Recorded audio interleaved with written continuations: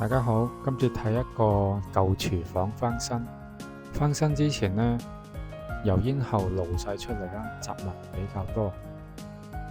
咁翻新後呢，我哋安裝一個超薄嘅油煙機啦，吸力都好強勁噶。由呢個胡桃木色配呢個白色，帶啲燈光嘅配搭，係咪好溫馨呢？除咗標配嘅網紅龍頭星盤啦，大家睇下我哋嘅接膠手工值唔值？你又覺得值幾多分？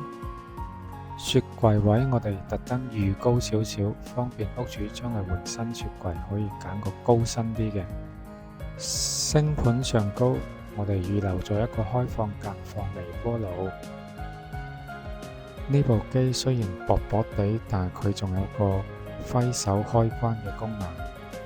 炒餸炒到滿手油就唔怕整污糟部機啦，就係有時唔係咁聽話，要揮2次手先可以關到機。拉籃櫃桶、珐琅板、假天花要做嘅都做晒啦。